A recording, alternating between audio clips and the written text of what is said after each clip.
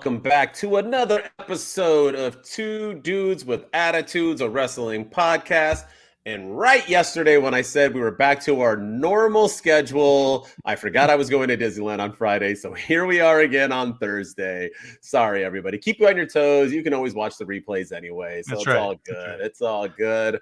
As always, I'm Mr. MWO, the dude of Wrestle Talk. And with me, as always, is the king of the gingers himself, the honorary dude, Shooting Star Press. What's going on? Oh, man, you're going to Disney World. Disneyland. Not World. Yeah. Disneyland's better. Sorry. Yeah. You think so? It's the OG, man. It's the yeah. OG. Yeah, you not see my hat? Anaheim, brother. That's where I'm born and raised on the playground. That's where I spend most of my days. And then your mom sent you to live with your auntie and uncle in Bel Air. In Valencia. But basically Bel Air. Yeah, it's close enough.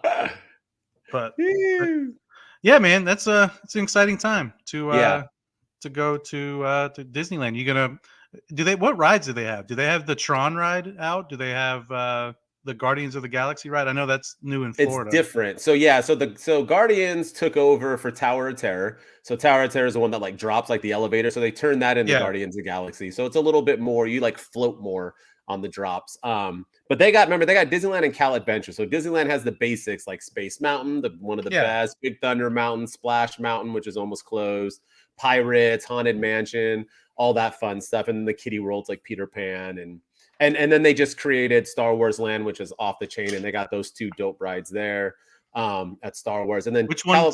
The Millennium Falcon ride and the, and then the Rise of Resistance. Or whatever? Yeah, that's a good one. The Millennium Falcon one's fun, but you have to go with like at least 5 to 6 people, or you're like paired up with other people. Because if you go with like 2, then they're like you're just wherever they put you with random strangers, and you're all trying to like really play the ride, and you suck. It's awkward. Yeah. So. Yeah, but and then California Adventure is the cool one because that's where it's for like adults. They sell alcohol everywhere. So California Adventure, Disneyland only sells alcohol now in Star Wars Land at the Cantina, which I think I like it, but I think it's stupid because Walt Disney I'm a traditionalist, and Walt Disney wanted that place to have no alcohol, and I'm upset that they do sell it now. But California Adventure is where you go if you need to like have some adult time and your kids are a little bit older, because they have Avengers Land, Cars Land. They got all the Toy Story rides there. They got the roller coaster, the Incredicoaster, the Incredibles roller coaster. So with the big Mickey loop. Yeah.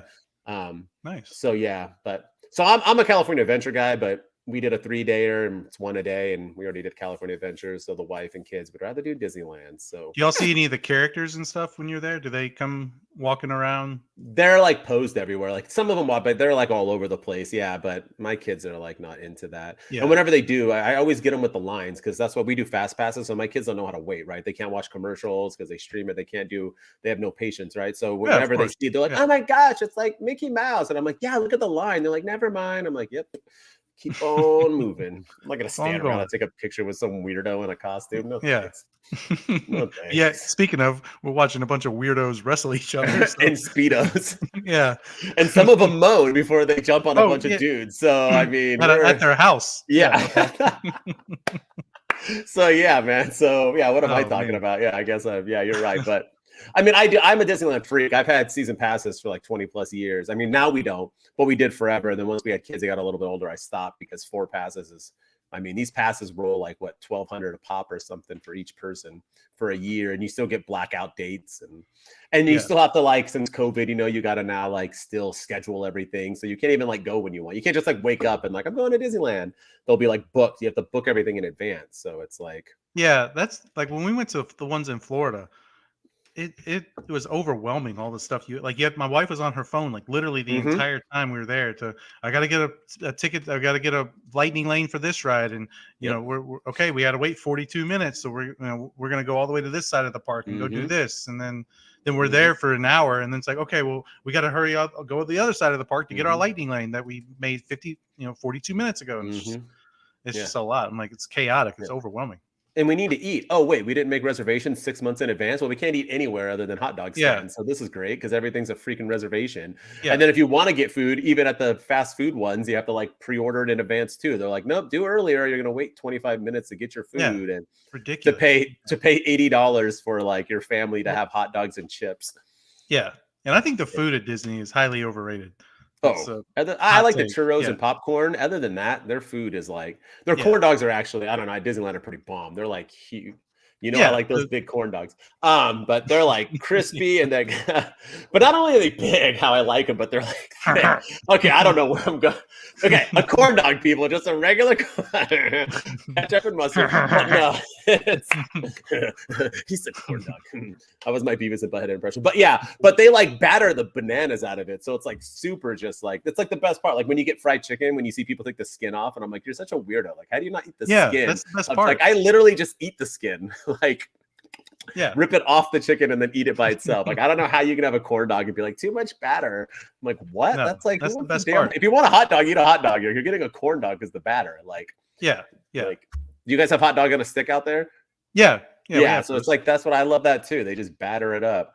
So do they do the same thing? They dress like weirdos and they do like the lemonade pumping, talking about corn dogs. Yeah. Yeah. Or these yeah. like young girls are just like pumping lemonade. I remember when I was in high school, just standing at the mall, just like checking out all the girls I know, like working at the hot dog on a stick joint. Not anymore. Yeah. I'm too old for that. But back in the day, like high school, that was like our gym. Now they have like hot dog carts, and they don't do they don't like, it's just like street vendors that, you know, they have like a little I don't know, like a portable heater or something that they keep everything warm in. They just open it up, put your hot dog in. Yeah, it's not the same. Oh, that's stupid. I guess I haven't been in a minute. Oh. Huh. Yeah, it's street meat. Yeah, that's weird. They were originally just on beaches, so it's kind of like funny because they used to always just be at the beach. Mr. I have to put up with you 2 days in a row. That's right. Yes, sir. 3 days this week. Yeah. 3 days. Yeah, we tripled you up. I was wondering, so I'm like, man, I had so much stuff to do this week. I didn't get anything done. I'm like, oh, it's because I shot a podcast 3 out of 4 days. I only had 1 day to like chill for a second. I'm watching all this wrestling and taking notes.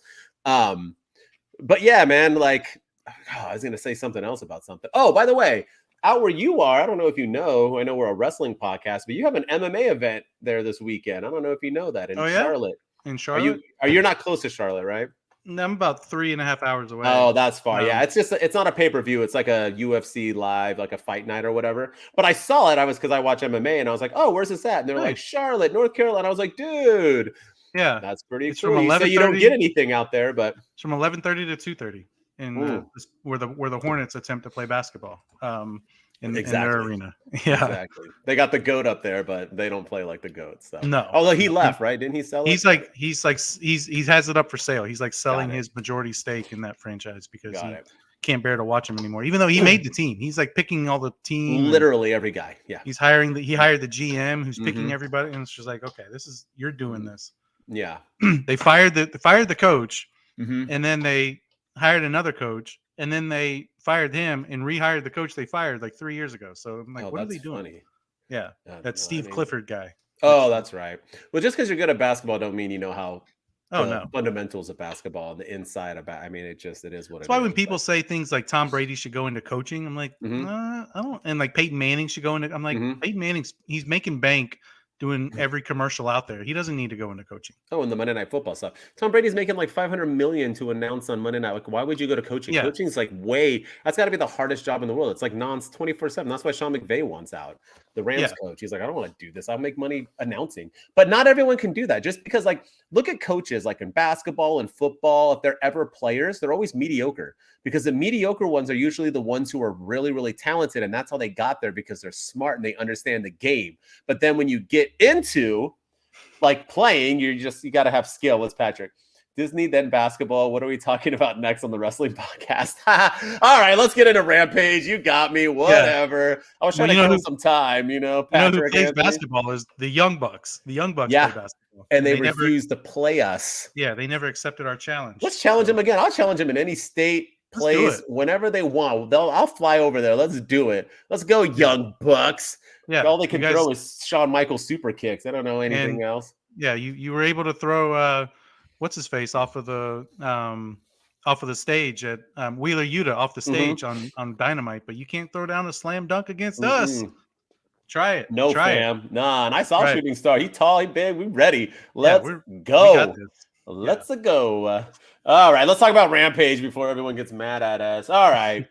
I'm going to talk about Rampage. I guess we do. Yeah, it's part of our job of having a podcast on AEW, but let's talk about the delete the firm deletion match. And I'm assuming B-Roll and Patrick, who are on here right now, will give me crap for this. I'm assuming most people, we talked about this before we jumped on, but Patrick knows this about me. I never liked these matches ever. I didn't like Taker AJ and people loved it. I didn't like that ridiculous Bray Wyatt John Cena thing, even though people loved it. I didn't like the COVID era. I barely watched wrestling during the COVID era. Like I checked it out, but I wasn't watching it religiously. And then I would check like more notes and stuff just because it bored me, not because of the crowd, but just the way they tried to like change the entire game to do that kind of stuff. I didn't like the old firm deletion matches. I've never been a fan of them. If I want to watch cinema and cinematic stuff, I would watch movies. I'll go watch a wrestling movie. I don't need to watch it on AEW Dynamite. B-roll. Maybe that is what Tony Khan's next announced. The Young Bucks accepting the challenge. He should. Yeah. Tony Khan listens. Yeah. When he makes big announcements, it's usually something like that. So not anything of importance. So yeah. Well, he won't announce it. He's going to introduce Adam Cole to come down and do it. We could dunk on Adam Cole too. He's yeah. Heck yeah, Adam Cole, baby. Ready to Rumble. Okay, I just watched that like 3 days ago again. So that's twice now that I watched Ready to Rumble. That's a great movie. In like the last like 2 weeks. It's so bad, it's so amazing. Yeah, it's like damn amazing, and it created the greatest champion in WCW history, and David Arquette. Just kidding. I'm not going to start the TikTok stuff. But anyway, the deletion match. So reasons why I don't like it. For one, like I don't just like them pulling up into it, the gate opening, the stupid like hologram of Matt Hardy looking like his old self, the random dudes in referee outfits that I'm assuming were homeless people on the streets. They weren't real. Like I don't get it. For one, it's just way too over the top for me. And it was already like bad over the top, but then they added in Homeboy. I'm forgetting his name, from the Diamond Mine, who's the short guy, the manager. Stokely Hathaway. Stokely comes in and he's like, what was the point? Like he was getting chased by like a big wheel and he was like freaking out. Was he on drugs or the light still messed him up from the flash? The day to night. It just once again, I know wrestling is scripted, but when you make it like you still have to have realism. I'm a big believer on that. Even though it's scripted, you still have to have some sort of realism in it. You can't just he's not a vampire. And so then he like, I don't know, the little kid doing the Jeff Hardy thing on him, the Swanton, and then Reba getting involved and only speaking Spanish and them ditching him. And then I don't know, Hook wasn't even there until like 1 second beforehand. He just was kind of like in the match, and the way it finished. And then to top it all off, they had to go ahead and end it with like, let's talk about Moni McMonington. Don't even say his name. I don't even know his real name. I don't give two rats. I want to know who in the hell gave that guy that gimmick and approved it. Maybe he came up with it, but the fact that he is moaning all the time like some chick in a porno is super weird. Okay, it's wrestling. It's not like, this isn't the Attitude. They wouldn't even have done that in the Attitude Era, and they cut off wieners. Yeah. Then. It's like super weird. So this match is going on, and all of a sudden you hear a girl having an orgasm. It's him.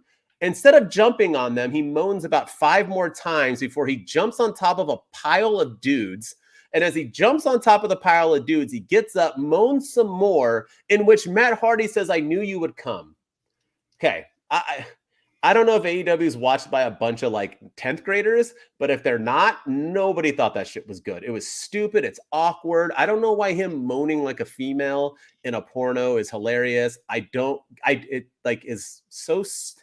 about it was stupid. And then we end with Jeff Hardy lighting a Hardy symbol in fire and praising God.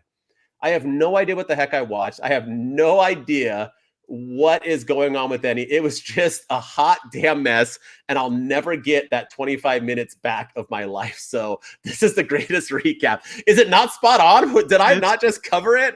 Everything? I mean, I didn't say Big Bill. I mean, and that's the other thing too. These poor wrestlers, man. Like, I don't think people understand that a mat has like bounce. It's on like a trampoline. It's like thick. Yeah. Like it hurts, but it has give. These guys were doing like suplexes and choke slams like on the dirt.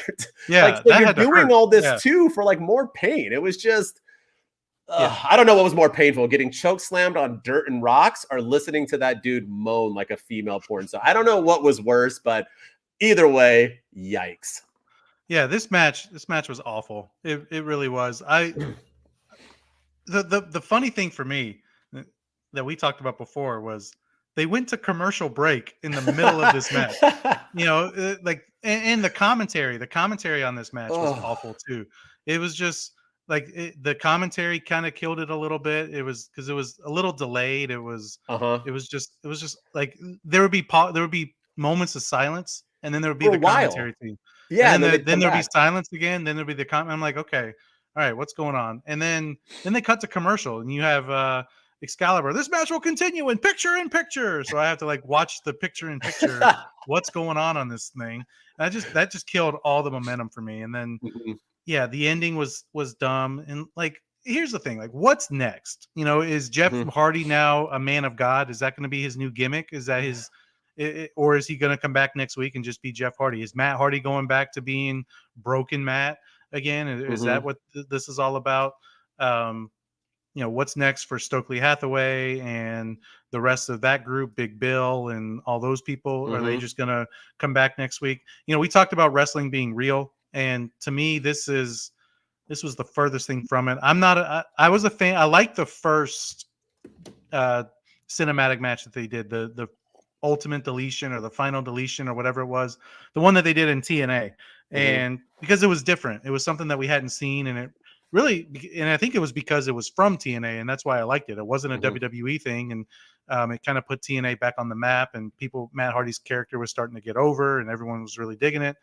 And then, yeah, I didn't like it in WWE. They even did like a Wyatt match, a Bray Wyatt and Matt Hardy match against Oh, the New yeah. Day in the WWE at the Hardy compound. And Mhm, yeah, it was not a good match at all. It was a waste of time, a waste of effort. And like, but where do they go from here? That's the thing. Like, are we just going to pretend like this match never happened, or is this I the hope beginning so. of a gimmick change for everybody? Like, I don't know, but can we need to move on from this little rivalry with them? Well, And but see, yeah, I don't think they are. I think this whole thing was built up to continue Matt oh Hardy yeah, and Ethan Page because that's what it looks like. So I'm okay with Hardy being back to his stupid split hair and the delete guy. I'm okay with the broken man. I'm perfectly fine I'm with. okay with You yeah. can bring back Brother Nero too, but let's just keep the stupid cinematic compound matches out of it. Like, you can Yeah, do everything else, but and that yeah, unfortunately, I live in the state where that cinematic compound match took place, was here in North Carolina. So, have you ever assuming it's seen it? Have you I've visited? never I've never seen it. Oh, I've never been to it. I'm assuming it was. I mean, they say it's the Hardy compound, and they're from North Carolina, so I'm assuming it was all that. I know the first couple ones were there, but sometimes they say it's there and it's at a studio somewhere or it's oh, all filmed right. somewhere else. But the first one was at their house in North Carolina, which Mm, you know. But yeah, I don't want to see these anymore. yeah. Let's not do them anymore. Yeah. This was awful. As they say, delete, Yeah. delete, And delete, B-roll says there's a delete. director's cut on YouTube that I will not be checking out. So you don't have to. They brought us more. They were Yeah, like, dude, we need to, and it's it's like 30 minutes. Nice. You got an extra like 6 or so minutes. Perfect. maybe No it's what they commercial showed break. during during the commercial that Oh. I was more entertained by the commercials than I was this Oh match. yeah. So Maybe they'll show how why Homeboy was moaning so hard. So, yeah, and but then anyway, yeah, Rebby you're gonna Hardy talk all about of a we're gonna sudden, yeah. yeah, Gosh, not speaking English, and yeah, it was. I don't know. This was bad. It was bad. I it don't want to see was. him anymore. It was. Are we done with Rampage or did you want to bring Yes. something else up? We're No. done. Let's go to No. Dynamite. All right, let's delete. Let's do it. I better see you wandering around the You background of never the know, next. man. I might show up. You never That's know. awesome. I would love to see you just like in the He's like, hi background. guys. Yeah. Hi. What's I need going to get you on? some merch beforehand so you can be Yeah. rocking. That's why you're just walking around in the background. You can be Fighting, one of huh? the refs. One, Yeah. two. I'll just Ethan be like, Page did not like those refs, by the way. I'll But just yeah. walk in on the set. I'll just be like, hey, oh, you guys are fighting, huh? Oh, okay. Oh man, that's funny. That What's is happening? funny. Yeah. What's up, guys? It's me, Shooting Star. Anyway, all right, Dynamite. Dynamite actually made up for Rampage. Rampage was a hot shit mess show. It did have Jade Cargill, which I like, in a squash match, but Dynamite actually brought it. And before we talk about Dynamite, I want to say so. So we're talking about movies, right? It's about wrestling. Don't worry, Patrick. So movies. I've been watching a lot of old comedies the last few weeks, and I watched Dodgeball, one of my favorite movies Oh, ever. great movie. Yeah. And I was watching Dodgeball, and I was enjoying it, and I was listening to Ben Stiller and his Dodgeball team, and their slogan is "We're better than you," or his gym slogan is "We're better than you, and you know it." And they say it the entire damn movie. Go back and look. Global Gym. we're better than you, and you know it. Literally, that's their slogan. And I was watching it and I was like, we're better than you and you know it. Who the Wait a minute, because that movie's like early 2000s, right? Yeah. Yeah. MJF literally stole his main slogan from Dodgeball. And I don't know if any of you, I don't know if Patrick and B-Roll on here realized that, but if not, that's breaking news. I did not know. Yeah, I thought he just created that himself. I was like, what a cool, like, I'm better than you and you know it. Damn right. No, he stole that from Ben Stiller. Global Gym, we're better than you and you know it. Don't believe me? Google it right now, Shooting Star, while we're talking. But I will. Yeah. Yes, it was like, I was like in awe at the fact that he straight stole Ben Stiller's line from Now, nonetheless, I mean, Dodgeball, Step Brothers, Old School, those are some of like the Dumb and Dumber, the most quotable movies of all time. But yeah, 100%. Yeah, it says it right here. Global Gym, we're better than you and you know it. Thank you. Yep. Yeah. 100%. He stole that from Global Gym, from Ben Stiller. I don't know if you can hear White this. Goodman was his name. Nobody makes me bleed my own blood. Nobody. Yeah, MJF needs to say that. No. Did you hear Right. Ben Stiller? Was it him saying it? It was like a. Hang on. Could you hear it? No. Hang on. Let me try this. I'm gonna share my screen. We're gonna get fancy up in here. We're gonna share this one. Still wrestling related, by the way. At Global Gym, we're better than you, and we know it. Could you hear that? 100%. 100%. And I don't know, because I've seen Dodgeball, and so has Patrick, probably like 50 times. I think we've seen it quite a few times together. And it's hilarious that movie, like, I'd never caught on to it. MJF is White Goodman. Is he not now when you like literally, like, I think he stole like, I'm telling you, next time he bleeds, he needs to say, nobody makes me bleed my own blood. Nobody. And come on, Wardlow was Michelle, the big dude that like followed him everywhere. Like when he snapped and he's on the scooter, that was Wardlow. Like it's literally, that's Wardlow, he stole his entire gimmick. MJF, you can call me out if you want. I love you. You're one of my faves of all time, but you a fraud, man. You White Goodman. It's like the same pacing and everything. It is. It really is. Literally like, and I'm not hating because Dodgeball's top 10 greatest comedies movie of all time. Top 10 easily, but yeah, man. It is hilarious. You can dodge a wrench, you can dodge a ball. That should be that's John Moxley and Kenny Omega right there. Oh my goodness, right? And like I said, remember, like, so me and Patrick, we worked at Blockbuster forever together. That's how we met each other and everything. So we're like the biggest. I've seen like almost every movie ever, and I used to write scripts. But yeah, so before wrestling was my passion, it was movies. So, but anyway, let's get into Dynamite, right? And speaking of, let's talk about Mr. Fraud White Goodman himself. Let's talk about the 4 pillars promos. So last Monday, it was only a couple days ago, we did AEW. We discussed where they were going. They did it too early. We still have like 4 weeks until Double or Nothing. How are they going to push them? What are they going to do with all 4 of these guys? And I thought this was a great start. I liked it. So MJF cut a promo. It was more just about him. And this is the MJF I like. He cut a fire promo. He was intense. He was pure heel. He bragged about how, yeah, we all came at the same time. We're all built from the same stuff, but I'm 1,000 times better than you. I've wrestled better people. I'm the champ. I've won all these rings. Like everything about it was fire. He cut an amazing promo. And so Hangman is Vince Vaughn from Dodgeball. Too cool. And his misfit friend. I'm telling. Okay, I want. We got to do like and Patrick. Yeah, I want them to dive into it, do all the research, and then we'll have them on, and we can do like one special episode of how MJF and AEW is the movie Dodgeball. All right, guys. So start doing the research. Let's do it. Tony Khan is the one that says if you can dodge a wrench, you can dodge a ball. Yeah, 100%. He's the one writing. He's like, that's John Moxley. That's you.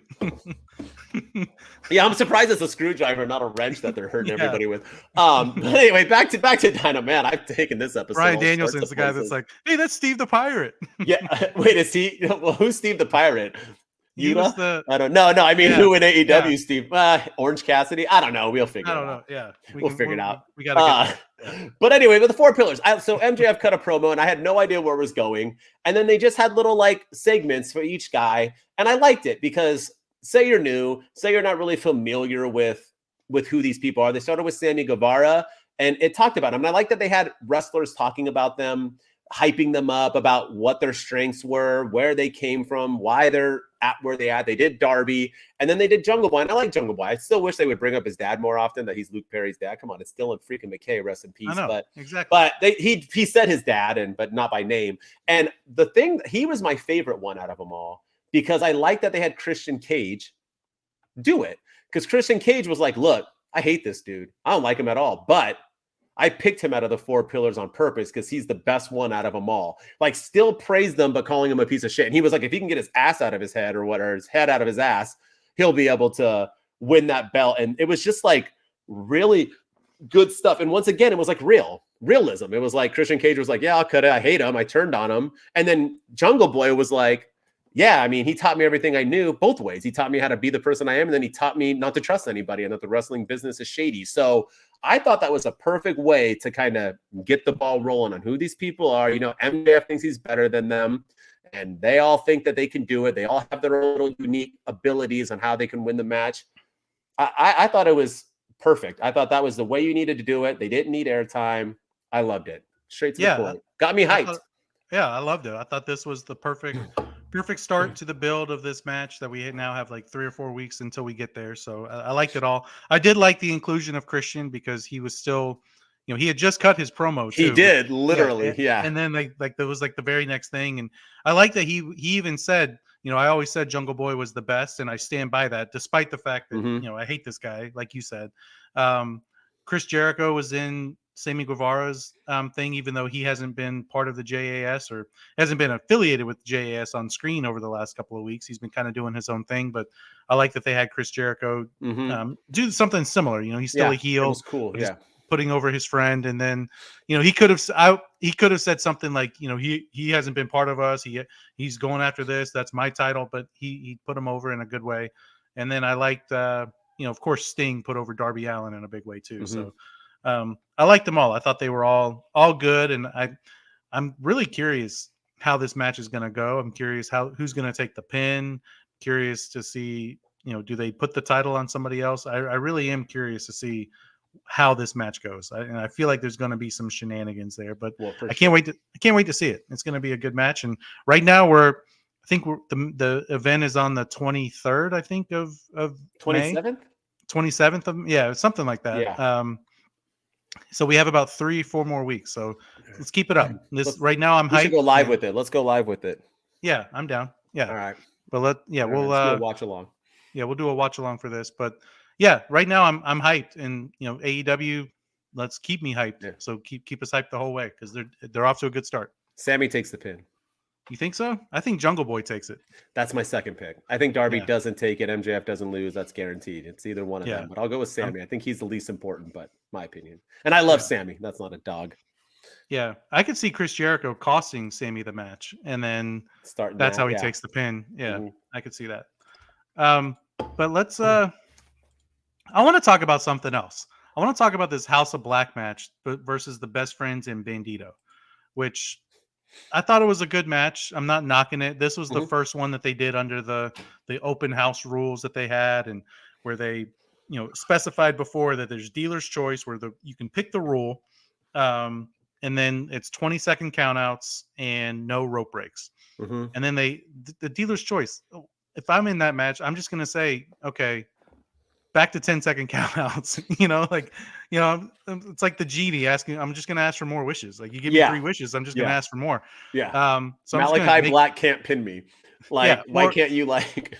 Yeah, and like the Best Friends. I mean, they even said, Renee Paquette said, okay, what's the rule gonna be? And they didn't even know what it was. I wanted to talk about that. Yeah. Yeah, they were just really confused, and then they're like, oh, I guess no witches at ringside, which, like, Julia Hart had just had a match, and like, I don't think she was going to be at ringside anyway. But I liked the idea of the trios match. I like the idea of the house. I thought the lighting was cool. I thought the match was cool. I thought all of it was cool. But the rules really didn't affect the outcome.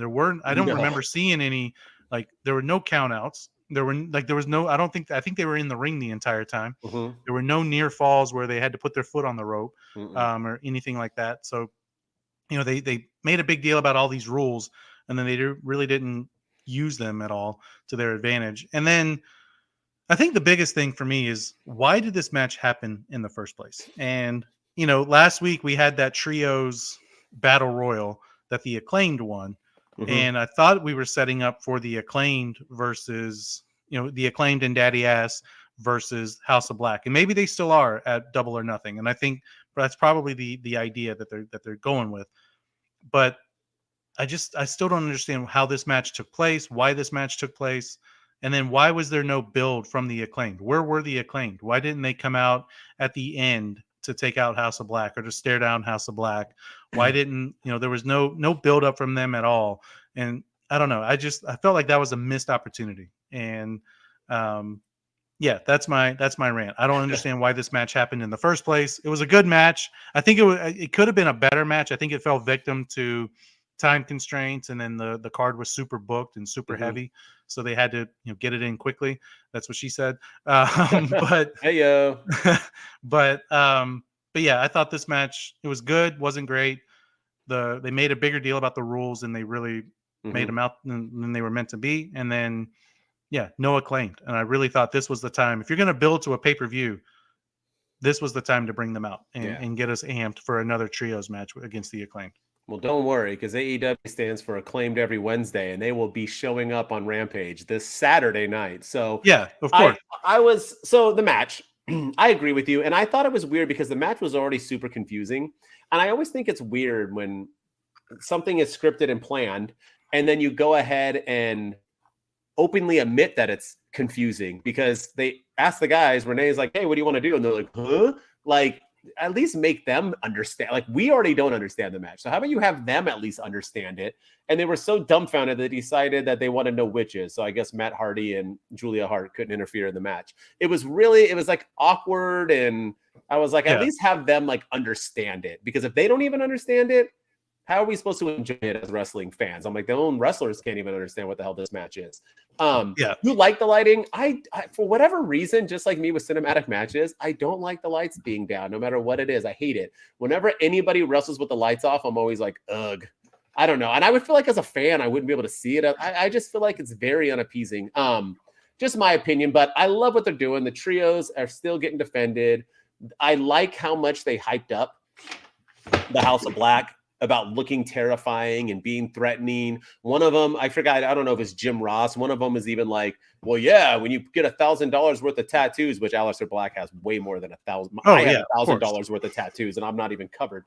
If you have 1,000, or well, maybe it's thousands of dollars in tattoos, you look intimidating. And I said that to you. Remember we were in with Patrick in Hollywood. I was like, yeah, I'm walking around bald with tattoos. No one's going to mess with me. You look intimidating, right? Being bald with tattoos, it's just how, and I'm a little darker skin, adoy. Like, people are going to like not want to look at me. But I like that comparison. I like how important they feel. Aleister Black is looking ripped. He's looking the best he's ever looked. Whatever. You can have Selena, I guess, until I get there. But like, he's like, but I liked everything about it, and other than the lighting and stuff, but I like that they're pushing the trios. I think best friends are just always the like random trios team they put together when they don't have anybody. I feel like every single time we have a trios match random, it's the best friends with somebody. Best friends with Random McGee, best friend with Orange Cassidy, best friend with Bandito, who has AEW on his shorts. You know you're generic AF when you have AEW on your shorts. You don't even have like a logo or your own name. But I agree with you fully on the Acclaim. Like, they won it. Let's start. If you're going to bring it, why not have them come out? That would have been the perfect time. And watching the House of Black with their entrance and Julia Hart and all that, I think it's going to mesh well with the scary and the comedy. I think it's going to be nice with the Acclaim. You know, I think the crowd's going to dig it. I think the crowd is over with House of Black, and obviously the Acclaimed are the most overact in AEW. I think it's going to be nice. I think it's going to be well done. I think they should have came out on the top and busted a rap, but maybe they will. Yeah, I think you're right. I think it was a missed opportunity. They could have, they could have looked like a serious threat by coming out and taking them on and saying, we don't even need your dealer's choice. We'll fight you under your rules. And I don't know, just something. But yeah, there was nothing at all. And yeah, you can't call them Acclaimed Every Wednesday and if you don't have them on your TV at all. So that was my only gripe. It was I thought Dynamite was a solid show, but this was one of my main gripes was with no Acclaimed. Yeah, I agree. I want to talk about somebody who I think is the most underrated. We've been talking about treasures lately. Yes. People being treasures. I don't know if Patrick's still on here. A couple of weeks ago, I said, Chris Jericho is a treasure. This past Kevin Owens this week. Kevin Owens is a treasure. I want to talk about somebody who's an underrated treasure. Somebody who is teamed with somebody who gets way more of the spotlight than he ever has. And it's so unfair. And this underrated treasure is none other than Christian Mother effing Cage. Christian Cage is so underappreciated. We talk about the most underrated wrestlers of all time, and we usually think of people who aren't pushed enough, right? So maybe you'll say a Shinsuke in WWE or a Baron Corbin or somebody who hasn't like won titles. Just because this man has won championships doesn't mean he's under YTJ. YTJ. I don't think you didn't watch that episode, Patrick. I haven't talked about you, but yes, I said I think I'm finally going to put him in the top 10. We all know who the GOAT is, the person that Chris Jericho wants to be, and that's HBK. But anyway, Christian Cage gets literally no respect. I still to this day, and I'll die on it, Owen Hart's better than Bret Hart, and Christian Cage is better than Edge. I will go on my sword with that forever. Dude, Jericho is the GOAT. But Christian Cage, we talk about, I talk about how Dom is the biggest heel in wrestling today, and people give me grief, and they say that it's Roman, or they say that it's MJF, and I say that they can't be the biggest heels because they get cheered, and they try to get cheered. And you're not a biggest heel when you tell people to acknowledge you. You're not the biggest heel when you go into your home crowd and live it up. Like when Miz is in Cleveland, in Ohio, or whatever, he don't try to live it up. He literally like goes banana. So yeah. Anyway, so Christian Cage is like Dom. He is a pure heel and how a heel should be. He doesn't go for cheers. He brings up messed up stuff. Actually, this promo was so damn good that he cut on Arn Anderson in this ring. That crowd was giving it to him. And who cares about Arn Anderson and Wardlow? They were booing the bananas out of him. And I, for 1 second, got a little bit nervous because he started talking about Arn's kids. And I was like, please don't talk about the kid that passed away. Thankfully, he didn't. But he was giving it to Arn, talking about how he was getting him. The only reason why he's famous is because he was brought up by famous people like Ric Flair, who carried him, talking about how many championships have you won, because I have had plenty. It was just good stuff. And then he just dropped the mic and walked out that piece. And I told you, when Christian Cage was announced instead of Luchasaurus, I said, this is going to bring Wardlow back to how he was with MJF. Did you hear that, crowd?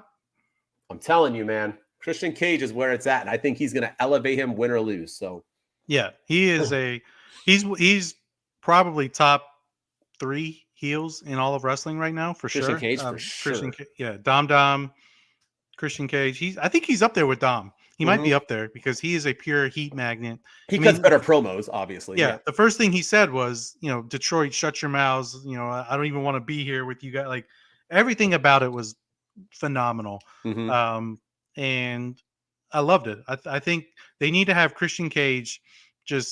I think he can be that guy that can take a program or a feud and elevate it to the next level. He can add some life to it. He should just cut promos every week. I want to hear him on the mic every single week, just cutting promos, ripping people. He brought up some good points. He brought up good points about Arn Anderson, that you claim you're a legend, but you never won the world title. That's a good point. You rode the coattails of Ric Flair, which he did. You sit here and talk about being a good father, but yet you abandon your own son who works here at All Elite Wrestling. That was dirty. And and you're working, here you are with Wardlow, who you claim you like a son. Like, it was all great stuff. It was perfect. It was phenomenal. Christian Cage is underrated and underappreciated. And, I will say the crowd was giving it to him, but I don't like it when they say stuff like Edge is better. Like that was their main chant. Yeah. And I get what they're doing, and I understand it, and I'm glad they weren't cheering. It's better than them cheering because he was getting heat. But saying stuff like Edge is better, like that was weird. You don't want WWE references on AEW television. Don't reference, as fans, don't reference AEW or WWE wrestlers on AEW television. But also, is he better? There's a debate there, but I didn't like that, but it was better than them cheering for him. I thought he's still a pure heel, and I loved it. I thought it was great stuff.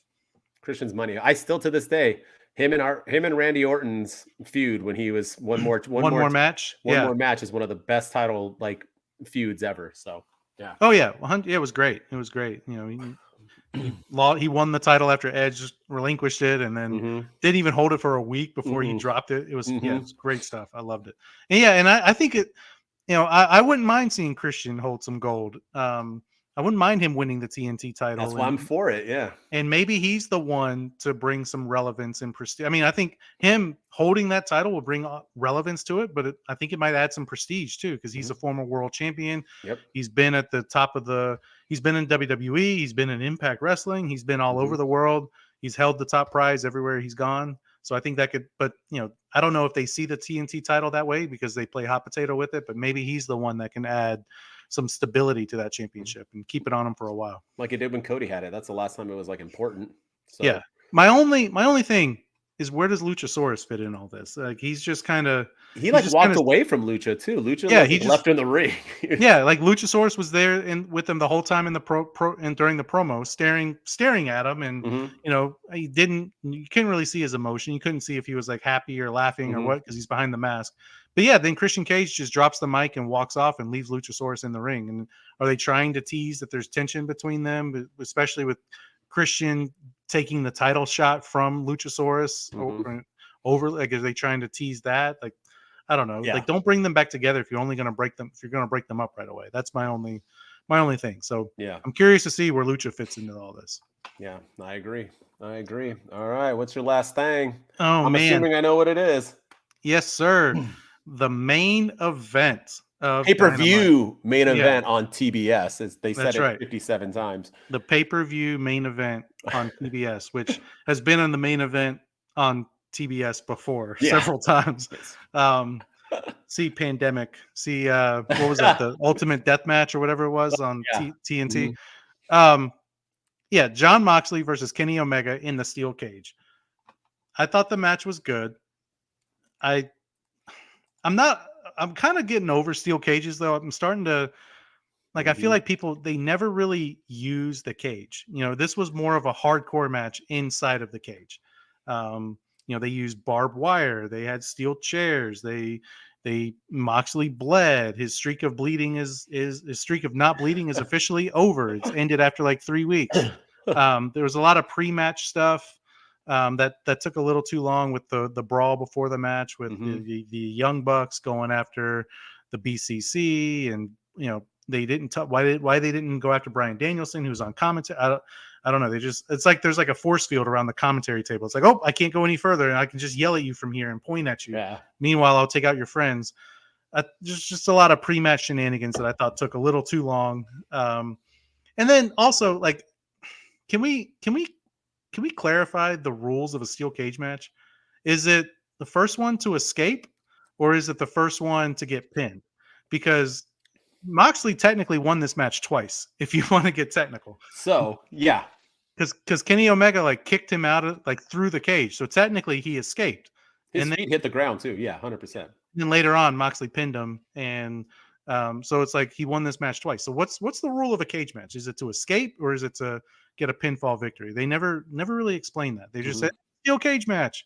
It used to be only escaping, which is the way they should always be. I think it's stupid that you can pin or submit. But now it's technically, and until now, remember Big Show threw Stone Cold through the cage in a Valentine's Day Massacre when he appeared in WWE for the first time. Big Show threw Stone Cold through the cage and he landed outside and he was the winner. And Big Show was like, whoops. But that's how it's always been. But it's supposed to be pinfall, submission, or first to escape. So it could have had different rules. I don't know if I missed it and they said it. I have no idea. Yeah, I must have missed it too. But yeah, I'm never steel cage matches should only be first one to escape the cage. That's the whole point of the cage. If you want to have a pinfall or submission, then it's a Hell in a Cell match, in my opinion. But yeah, they never really used the cage all that much as the weapons. They got all their weapons from under the ring like normal.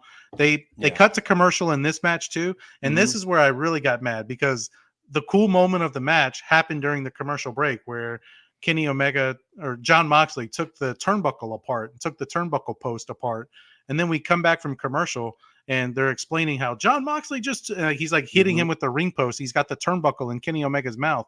I'm like, you showed that during, I had to watch. Normally, I tune out and I actually watch the commercials when they're airing them because the screen's so small. I'm like, okay, let me watch the main, and then.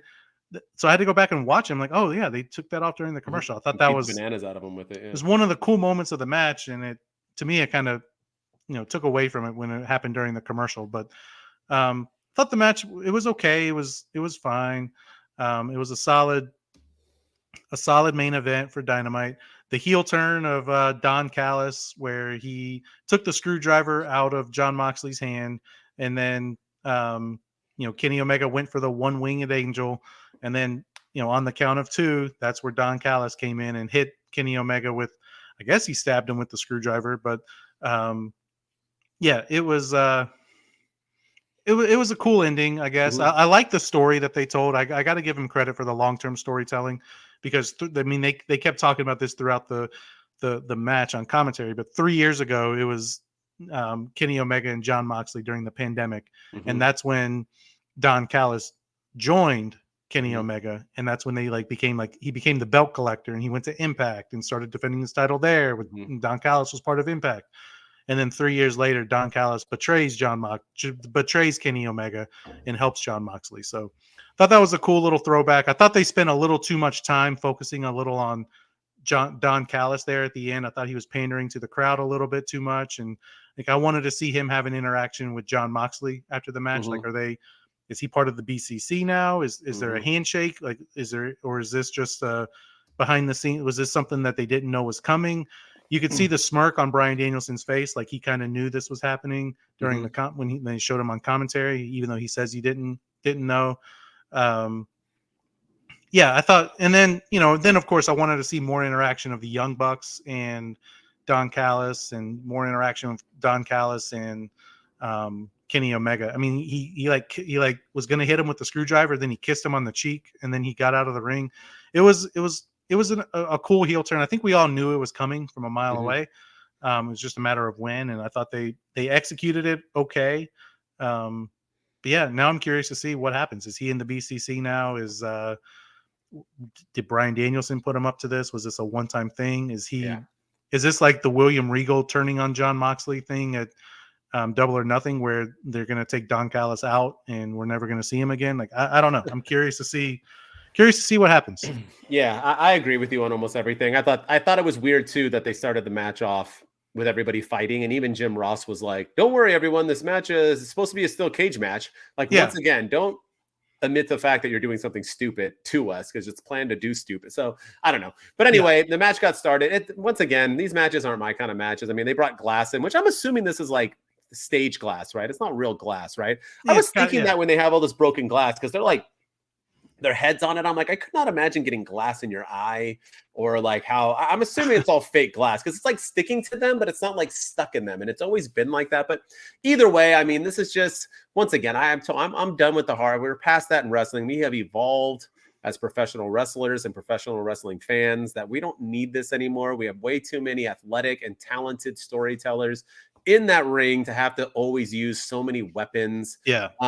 Mox bled again, whatever. But I did like that Brian Danielson did say that now he's woken up. Moxley doesn't start wrestling until he bleeds. So I did like that. At least he added the flavor, the style into it. The match was fine. I like the ending. I like Callis turning in. I agree with you too, is that where do we go with this? Is he the new William Regal? Is it just to turn on them and F the BCC? I'm assuming we'll find out in 2 weeks, because whenever anything happens in AEW, don't talk about it the next week. We'll see like a quick promo backstage with Callis saying blah, blah, blah, blah, blah, blah, blah. And then in 2 weeks it'll happen. But we won't talk about it. But let's talk about Kenny Omega though, really quick. I don't know if he has kids. I don't look into people's families, but he'll never have kids now. He did a thing where he wanted to like jump off the ropes and like kick Moxley like through the cage. And he like tripped, or he tried to jump over the ropes. His left foot like hit the rope, which I'm assuming was an accident. And he kicked Moxley out, but only his like right leg made it over the bar that is connecting the cage. And his left leg went on the other side, and he landed square on his nuts. Like, that's a metal bar, not like the fake turnbuckle. Oh, I landed on my butt, my balls. No, he flew straight into a metal bar, split in half. I felt so bad. He even like fell to the ground and was like trying to take a breather, and Moxie was like, hell no, you're getting thrown back in this ring. I was like, poor Kenny Omega.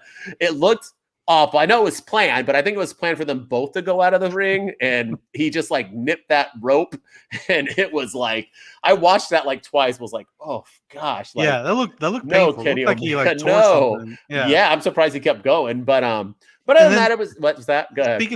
speaking of things that look brutal, there was one part in the match that looked absolutely terrible.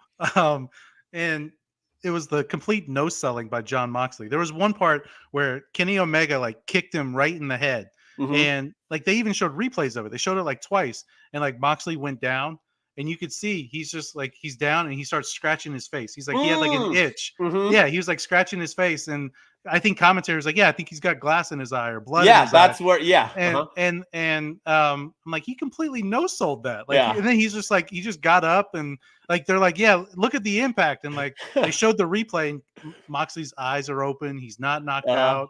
He's scratching his face. He gets right up, and You got to yeah, itch. You got to itch, bro. it happens right before that. That I'm like, man, that complete no selling there by old Dean Ambrose. Like, come on, man. Yeah. But once again, I mean, the BCC is legit. I still think they're the best faction right now because they're winning, they're dominating. It's what Judgment Day should be doing. You find ways to win as a heel. You don't just lose all the time. So good stuff. Good way to end AEW. So, and with that said, we had Miro come back and we had Thunder Rosa come back. So we want to mention that. It's good to see Miro back. They both walked into Tony Khan's office, but that was it. So I'm assuming they'll be back sooner or later. But Tony Khan did have an awkward backstage thing where he didn't have Homeboy talking. And that's what our segment's going to be about. He says he has a huge announcement next week on Dynamite. So that huge announcement, supposedly there is a new television deal or streaming deal. It's our segment. So we always start with Shooting Star Press.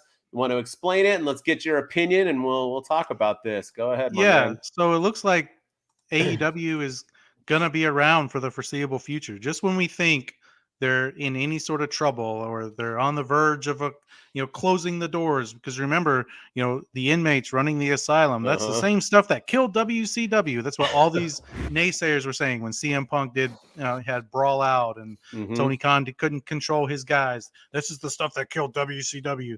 Well, they're going to be around at least for the next 5 years because there's reports out there that Warner Brothers Discovery and AEW have agreed to a $1 billion with a B with television streaming rights deal to air AEW on their platforms for the next 5 years. So it's going to be like $200 million a year, which I think is huge for All Elite Wrestling, the little tiny company from Jacksonville, Florida. Some of the stuff out there, of course, this is going to include the new AEW Collision show. AEW Rampage is going to be a part of it. The Dynamite, of course. Rumor has it, this is the reason that they canceled Elevation and Dark, is because they want exclusive rights to AEW, and that those shows aired on YouTube, and they didn't have the exclusive property for it.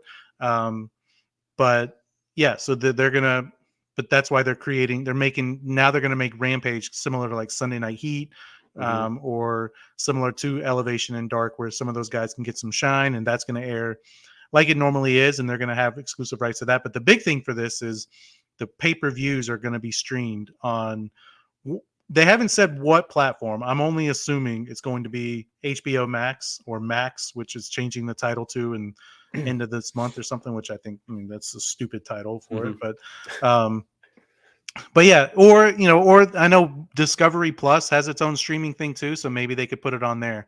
But I'm leaning more towards HBO Max, that they're going to have the pay-per-views on, which I think is huge for them. That's the way it should have been. And then everything I'm seeing too is saying that Ring of Honor is not included in this. It's just AEW. So it should be. I think this is a huge opportunity for AEW. It's a big win for them. I think the Fox deal for WWE was similar to around $1 billion as well. So this is absolutely huge for AEW, and I think this could be the thing that drives them forward. And I think that's why we saw. I want to talk about the Tony Khan thing for a second too. But do it. So we had Miro show up randomly, and Renee Paquette tried to interview him, and he just completely ignored her and went into Tony Khan's office. Then later on, Renee Paquette is not a good journalist, because a good journalist would wait for Miro to come out and say, okay, hey, what was all that about? But instead, she's back there talking to Orange Cassidy and all these other people. And she's talking to the BCC or whoever will listen to her, Chris Jericho. And then we see Thunder Rosa. She comes back and she goes into Tony Khan's office. And it's like, okay, so something's going on. And then instead of getting like the exclusive for Renee Paquette, instead we just like none of these wrestlers come out of his office. We never see them again. And then we cut to Tony Khan, who's like live, not in his office. He's like somewhere else. Like he's like green screen. Yeah. He's somewhere else, like standing with a microphone. And then he tells everyone he has an announcement that he's going to make next week. And I think it's going to be this television deal that he's announcing. But I was just like, you had these guys come to your office. Like you could have announced it in a different way. But yeah, I think this is huge for AEW. I think this is a good thing for them. There was CM Punk references on AEW during that MJF promo. They mentioned Cody Rhodes. And every time I think they showed Cody Rhodes a couple of times, and every time they showed him, he's getting his ass kicked, which I was like, this is funny. But MJF mentioned Cody Rhodes, but he also mentioned he was in the best dog collar match of all time, and they showed CM Punk on screen. That's the first time they've done that since Brawl Out. That's the first time they've really even shown his face. Then I think with Miro coming back and Thunder Rosa, I think something is up. And I think it's good things for them. I really do think this is good. I agree. Streaming is the future, right? And so that's what I like about this deal. And I thought the UFC should have done it as well, which they don't. They're on ESPN Plus, but they don't stream pay-per-views. They still try to sell them individually for like $80 a month. I think they would make so much money by having ESPN or Disney or whoever buy them for billions of dollars to then be able to stream all their stuff. I guarantee they would make more money that way. WWE has been more profitable now than they ever have, and the ratings aren't even that great. So that just says something. Streaming devices is where it's at. Because you get paid and you don't have to put as much money into everything, and it just makes sense. But you can watch it whenever. You can watch it whenever, and everyone watches your pay-per-view, so it keeps you more into storylines. And AEW doing this is great. One, you get back catalog, I'm assuming, so you'll be able to see the history for the past 5 years. You'll get pay-per-views, and what I really like about it is what I read is that they're gonna have the shows on there too. Correct? The shows will not be on TV anymore. It's gonna be on the streaming device. That's unless Warner Brothers channels are going to be showing them, because they're not going to do it until the TBS Turner deal is up, which is the end of this year or next year. Yeah, I think you're right. I think it's do they own TNT, Warner Brothers? I don't know. Turner, no, that's Turner. I don't think Warner Brothers owns Turner. I don't know.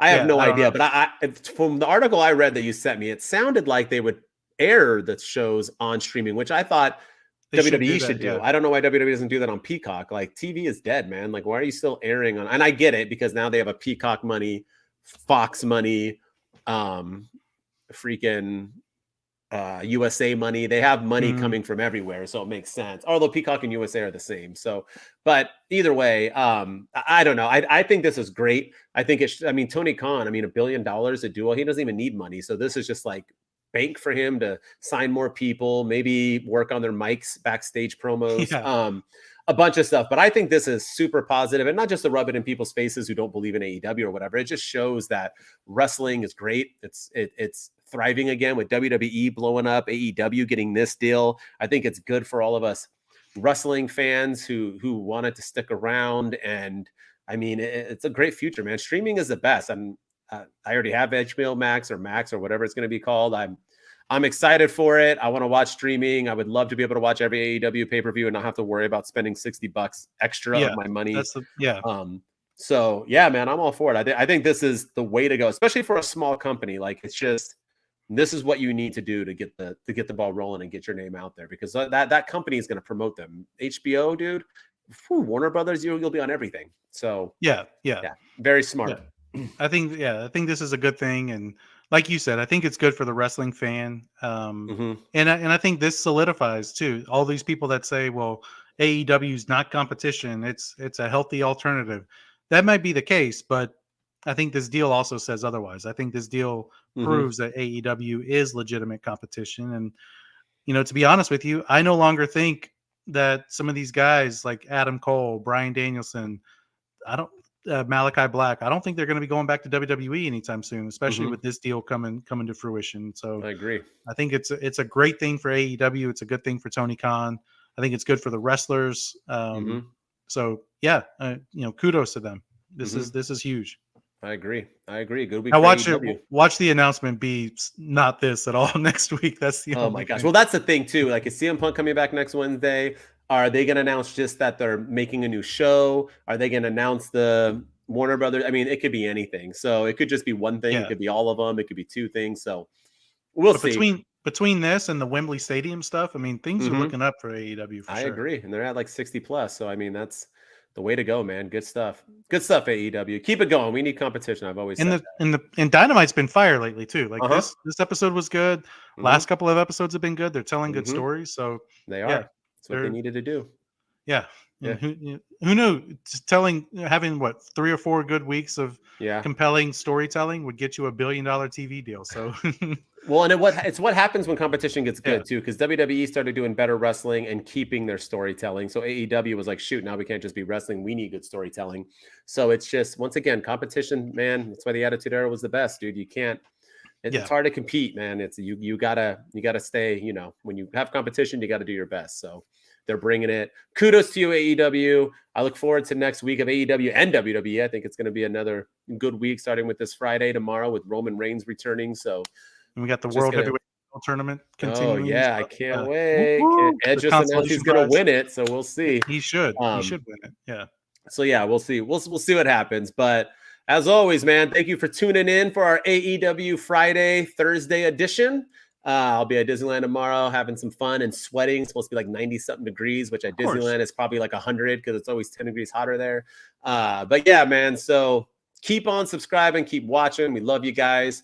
Keep this little podcast growing. Hopefully in the next few years, we're going to be huge. That's our goal. Keep it going. Keep telling your friends, tell your mom, tell your dad, tell your wife, tell your kids. And as always, I'm Mr. MWO. And with me is Shooting Star Press. Like he said, go follow us. Hit us up on TikTok. Our ats are right there. Hit us up on Twitch, YouTube, Spotify, Apple, everywhere you get your podcasts. We're out there. Rate us, review us, all that fun stuff. Because yeah, we're killing it, man. We're killing it. Agreed. As always, two dudes, wolf pack.